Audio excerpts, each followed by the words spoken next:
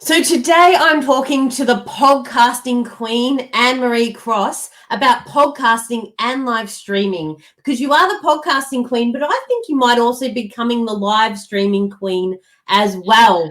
So my background is I love podcasts. I've been on a number of Annemarie's podcasts. I love listening to them, but I haven't started my own yet. And I've just been like dipping my toe into live streaming. So I thought, who better to bring on than the podcasting queen to talk about podcasting, live streaming, the differences, and can you have the best of both worlds? So Annemarie, would you like to introduce yourself and tell us how you got into podcasting and why it is so great? Yeah, absolutely. Thank you so much. And yes, you have been a guest on my podcast a number of times. It's been an honor and glad to be able to share. So I started podcasting back in 2008. And so for those of you who remember that time, that was when the global financial crisis hit. And I was working in the career industry. And when it hit, we could see, and I say we because it was a co-host and I that started the show, we could see that the doom and gloom across all media platforms, TV, print, radio, was very much talking about the doom and gloom, and it was impacting people's psyche. And we knew that things had to change. They had changed and had to change when it came to job search. And we knew that if people had an opportunity to get in front of a potential employer or even network and find those hidden job opportunities, what was going on the inside, mentally, mindset-wise, was going to impact how they would come across and find opportunities. So we said, we need to be a voice of hope and inspiration. And we started Career Success Radio, had no idea what we were doing, but the message and the why we wanted to be, the influence and hope, God kind of drove us forward. And we did that show for 2 years and have never looked back since. Yeah, beautiful. And I love your story, and you're so committed to podcasting. Like that's what you do. And now obviously live streaming is part of it. And I remember when I was on your podcast, you're like, Carmen, are you happy for it to be live streamed? I'm like, what does that even mean? And like you've even introduced me to the program I'm using at the moment to do the live streaming. So tell me about your transition from podcasting, and it's not exactly to live streaming. It's like, and adding live streaming to the mix. So tell me about how you did that and why I did that. Well, you know what? In all honesty, as I was doing more and more podcasts, and I was not even using the video platform just to interview guests, and it got boring. And I'm one of those people that when same old, and I know that you're a little bit like that too, we like to challenge the status quo. Yeah. So I thought, how can I change things up a bit? So when I realized that Zoom, you could start to live stream, I thought, oh, that's a different medium. So I just started. The very first time that I started, I made a big stuff up because I was pressed the record button and we were both like there, pressed the intro and then went, oh, wrong intro. Let's do that again. And I love that kind of stuff. It's not everyone's cup of tea, but I love that interaction. And again, I haven't looked back since. And at that time, I was doing a daily podcast as well, daily, weekly, monthly, and then also producing for my alliance partners. And I just loved that. I just love the ability. And now, of course, we've got StreamYard where we can integrate and see live comments, and so people can participate. And I love that too. So anything that's new, I love to try. You're on it. I remember when I did the first live with you, it was all a bit scary for me. And like we did the model where we didn't interact with any comments that were coming through. Like that was just like too much for me to go with. Whereas now I love it when the comments come through. So anyone who's watching, basically I'm going to ask Annemarie all of my questions if you don't bring in the comments. So I add your comments, add your questions, and we'll incorporate that. I love how it can be really, really dynamic. So there's those two models of using it. So I thought we could go through each of them, like the advantages of podcasting, the advantages of live streaming, and then how maybe you can get the best of both worlds and get them together.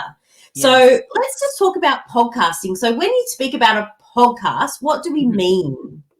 Well, I typically refer to a podcast as an audio podcast. I know that there's video podcasting. Yeah. However, I think of audio podcasting, and the beautiful thing about audio podcasting, of course, from a visual aspect or from a presentation aspect is you never have a bad hair day. You don't have to worry about what you're wearing, and you don't have your lippy kind of wearing off. Whereas with video, of course, you really are there. So there's a whole new medium that you have to be mindful of, where you don't necessarily have to do that for an audio. Also, from a consumption point of view, audio is able to be accessed from your device, which of course you can do via live streaming as well. But because we're not having to look at someone, we're able to participate in the conversation or listen to the conversation when we're doing other activities, and called it kind of a secondary activity. And I've even heard people say, I love to listen to audios because I can tap in while I'm doing housework, while I'm running, while I'm driving, and you can't really do that when you're doing live stream. And also, even from a neuroscience point of view, and I know that you're a scientist in your background, studies have shown that when people are having to look too much at a screen with visual, it actually causes more stress on the brain, which is why probably now when we've got a lot more networking online and using Zoom, it's causing that, it's amplifying the stress. So I love the fact that people can tap into audio podcasting, not necessarily have to look, but do a secondary activity. And there's something pretty powerful about speaking into someone's head, ears, between the ears, even while they're doing other activities, because sometimes you bypass skepticism, and that because someone is doing a different activity and you're kind of speaking into that. And also, it's something else too that I think is a difference between live streaming and podcasting. When you are a host that people resonate with and they subscribe to your podcast, it gets pushed to their device every time you launch a new show. Unlike live streaming, now, unless of course they're online, and sometimes, when we go live on LinkedIn, we get a little bit of a pop-up that says so-and-so is going live. If that's not switched on, no one will know. But in the case of a podcast, it gets pushed to someone's device, and guess what? We carry these around with us everywhere.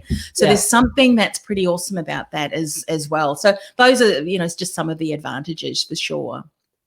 Yeah.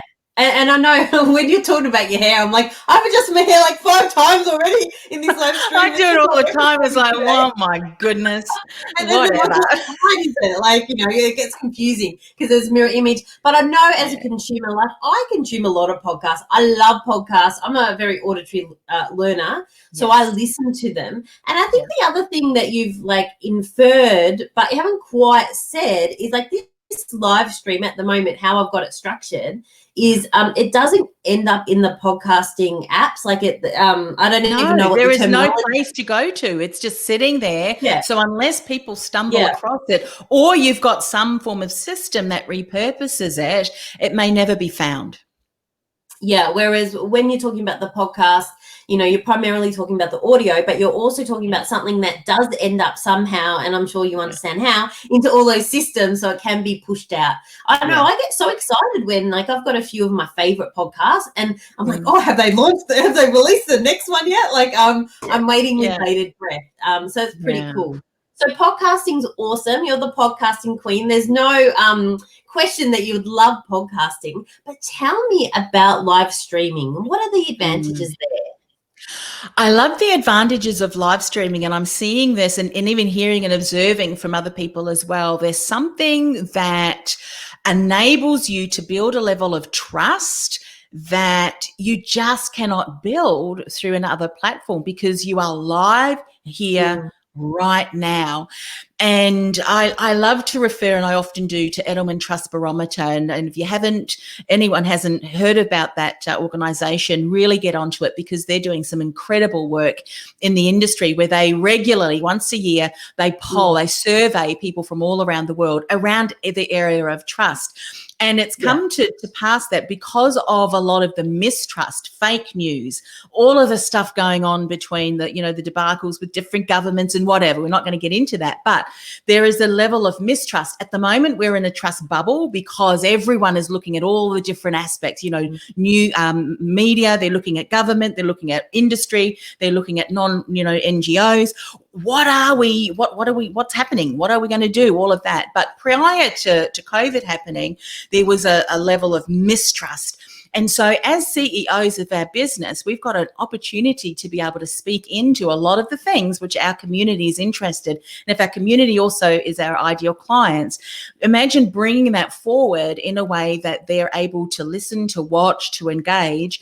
But one of the things that I wanted to point out about Edelman is that one thing that's now coming across as a little bit of mistrust is that overproduced, looking too studio-like, too TV-like, too, professional in the TV studios, because there tends to be a bit of hesitation towards media. Is it true? Is it fake news? Are they trying to brainwash us? That kind of thing, which is great for organizations, smaller businesses such as us, solopreneurs, who are able to confidently get out, on screen live and be able to share your story, share your message, that kind of thing. And it creates a level of engagement and trust that I think no other platform is, because it's happening here and now. There's no faking it. And people can sense when you're trying to fake something. So that's a huge advantage, I feel.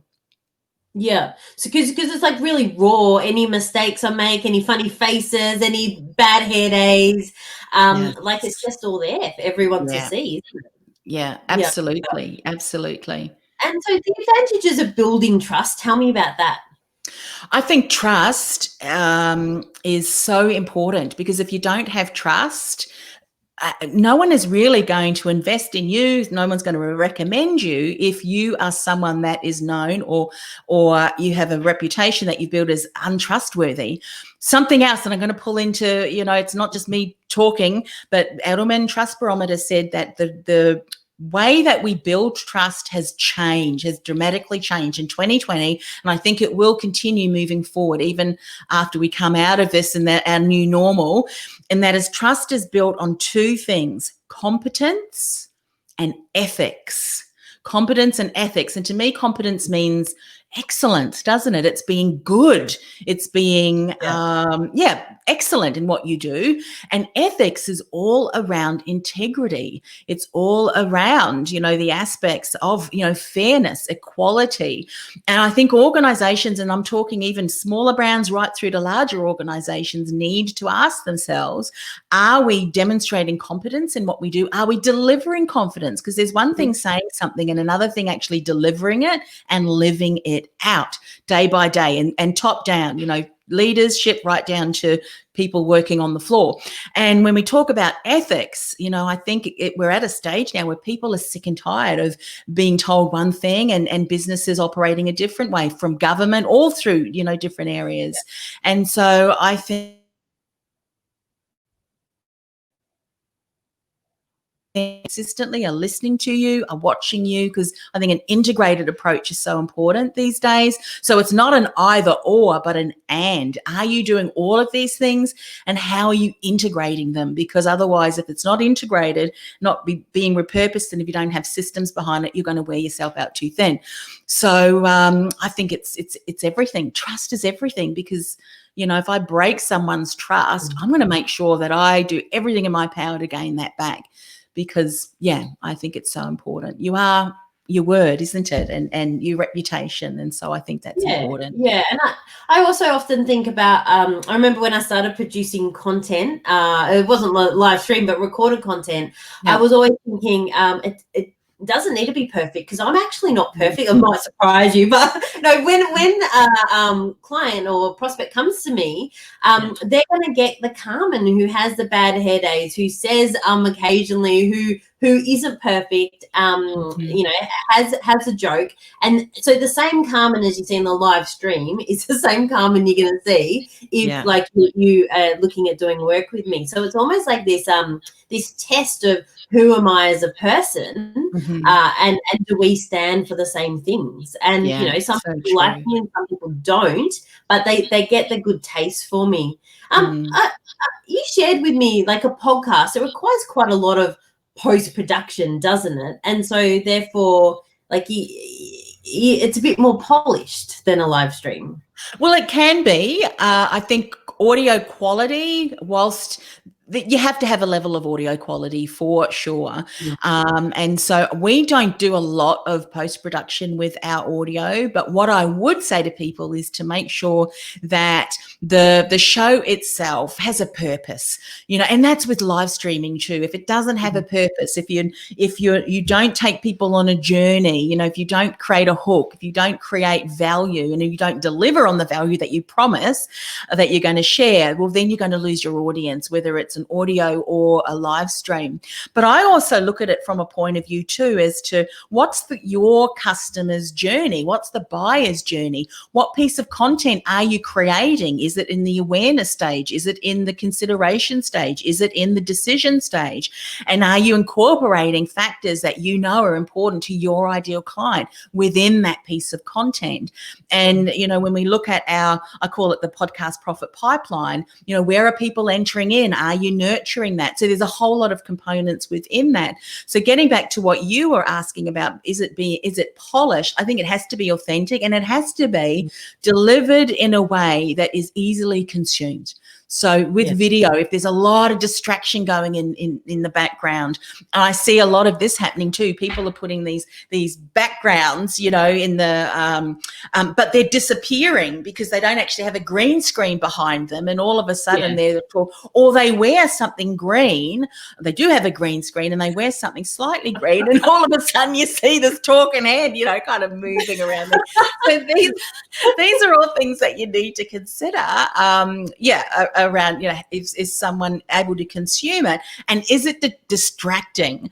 And sometimes you can be distracting, in a way that people just lose all, they're not really getting the content because the background is too distracting, or the noise is too distracting.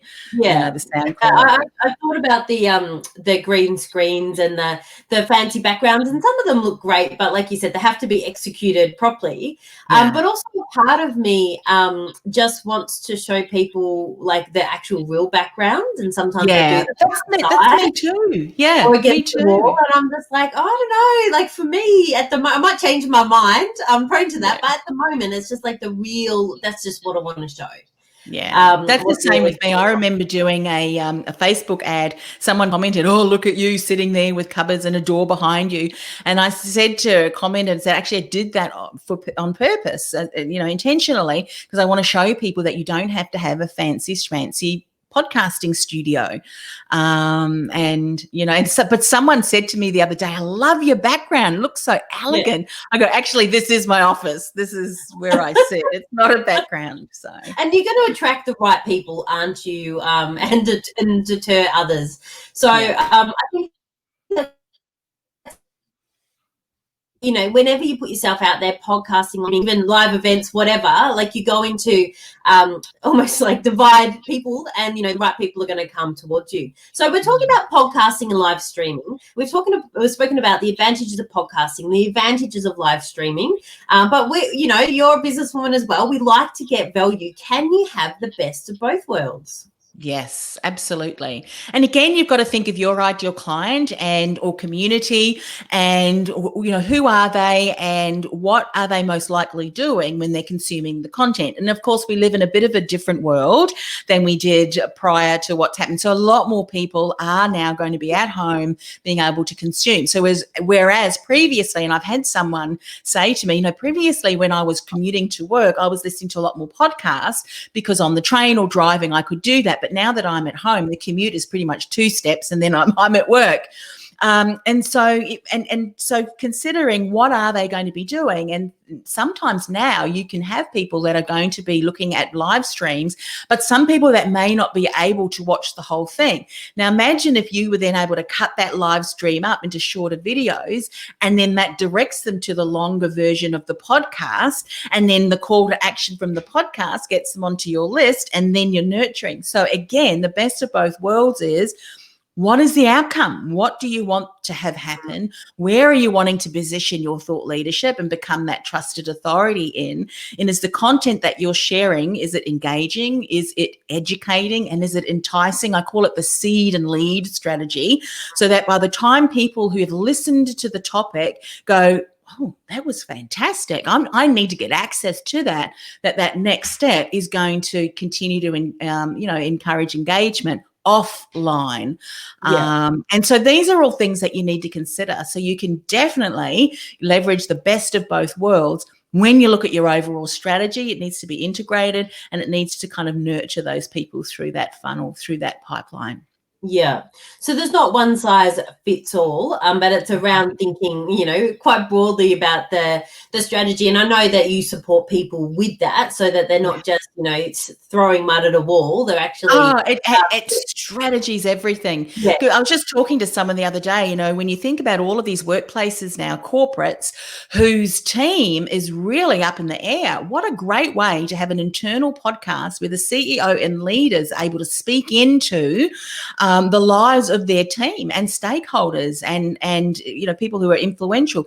Because this is what I said on a podcast recently, that if the leaders of the business don't speak into and share content, people will form their own narrative. And let me tell you that in a crisis situation, a worrying, anxious situation, often the narrative is not empowering.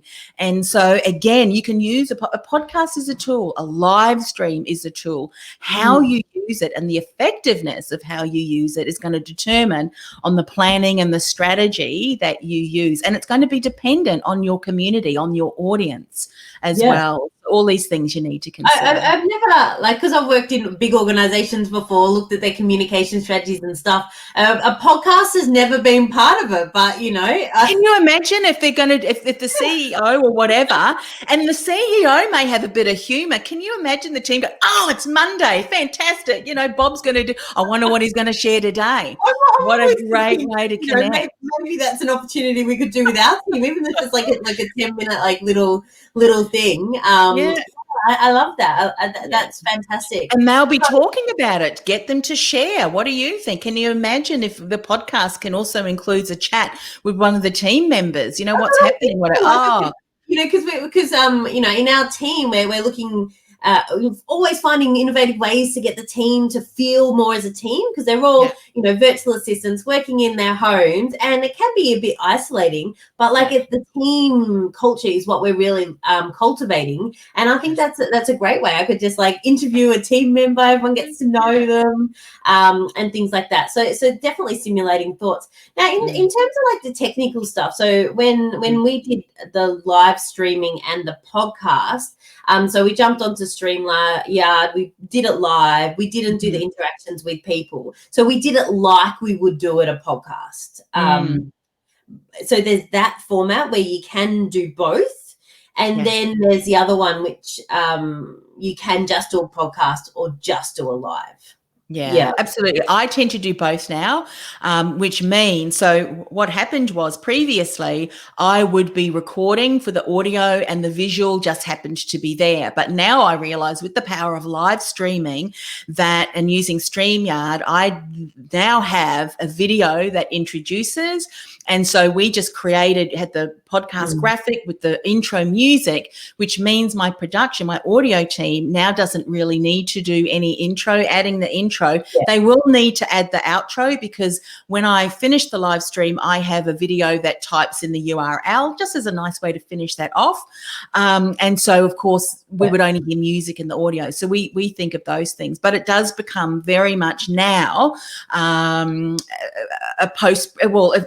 pre and during and post-production, thinking of both visual elements and audio elements. And so now what I'm doing quite intentionally, I'm saying to people, because I'm showing slides and other things within the actual content itself. So I will say, for the benefit of the people who are listening to audio only, by the way, I'm showing slides.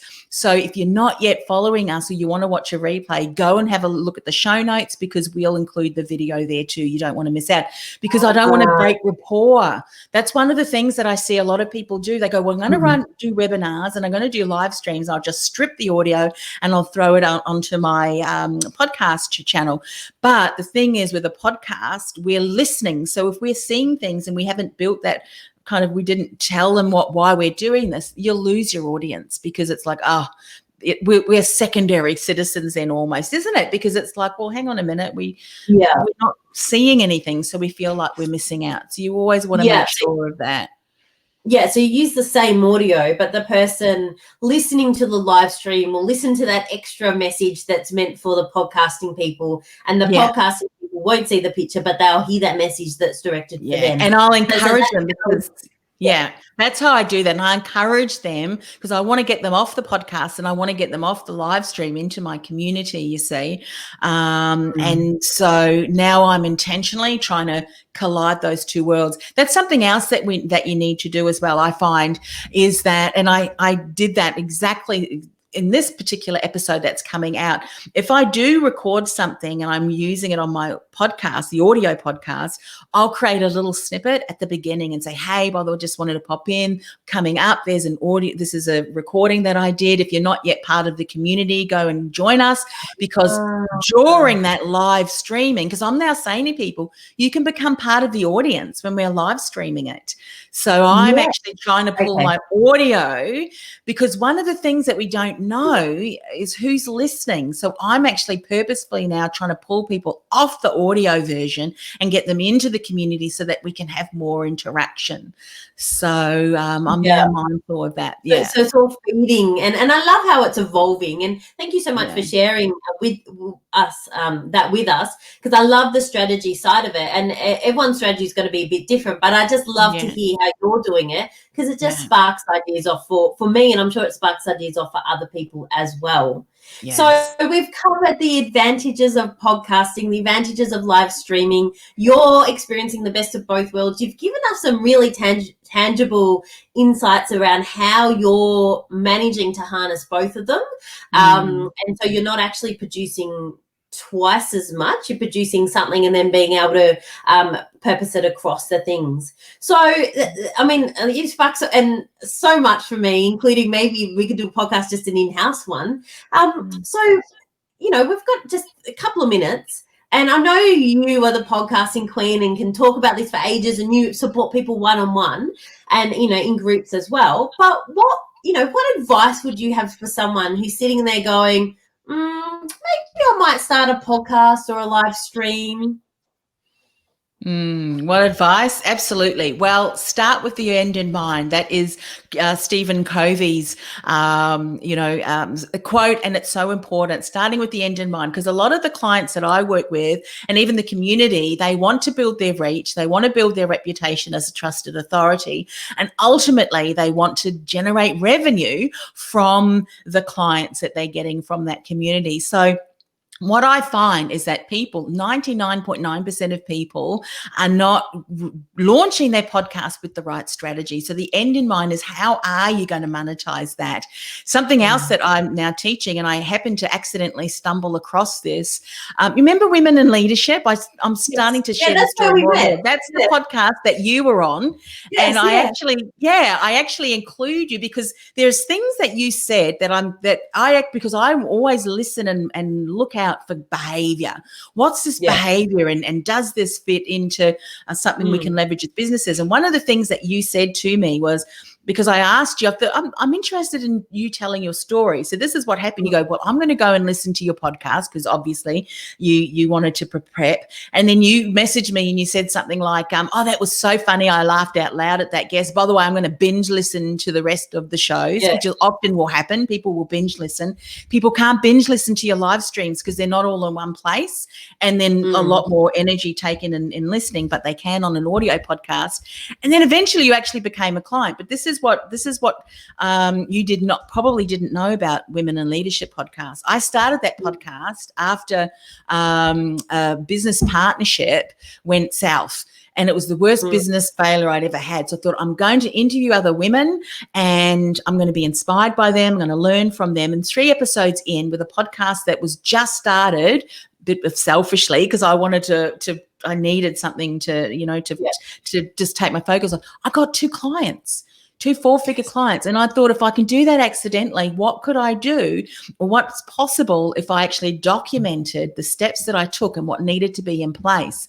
And it's taken me a little while, but I've now been able to do that, which is what I teach. And so that's now what I say to people is, before you launch your podcast, the first 3 episodes needs to be your thought leadership. It needs to be nurturing your ideal clients, the ones who've put up their hand and said, yes, I'm interested in this, nurturing them through the customer journey and getting them into your pipeline. And so often we don't do that. I've never did that in my previous podcasts, but that's what I say to people is, your first 3 episodes, in fact, episode 0 has to be with the end in mind. Where are you positioning yourself? And it needs to really start. And then that 3-part episode becomes the opt-in.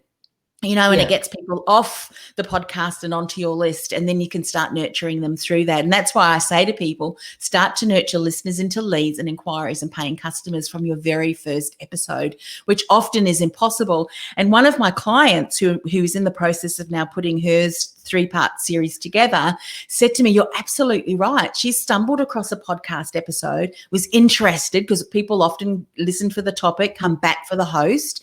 She said, I have no idea who she was. There was no episode 0. The first episode was this host interviewing people, and she's never said anything about who she is and what she does. A missed opportunity. Your podcast has to be the message, the theme aligned with where you want to position your thought leadership. And many, many businesses don't do that. They follow an outdated, well, it is outdated actually, but mainstream media model, which is getting lots of great content and then hoping people will maybe sponsorships or advertisements.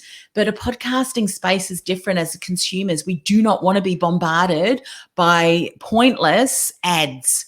That again will turn them off. So start with the end in mind, have the right strategy in place. If you want to position yourself as a thought leader, put together a 3-part podcast series, which really nurtures people, through that. And if you're wondering, how do I start? Where do I start? Well, I know someone that can actually help you. Really? Let me know and I will pass you on their details. So Annemarie, what is the best way for people to get in contact with you, stalk you maybe, and suss you out a bit? Yeah, absolutely.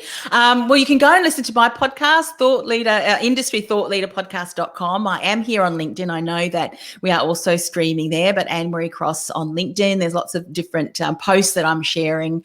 Or podcastingwithpurpose.com is my main website for the podcasting training and articles as well. That's the best way. All right, beautiful. Well, thank you so much. You've been really insightful as always, and really, really giving as well in sharing some of your strategies and other strategies that you're using with other people. So I'm feeling really motivated. I've dipped my toe in the water, producing some live streams, but I think there's more to go. So thank you so much. You are welcome, and thank you.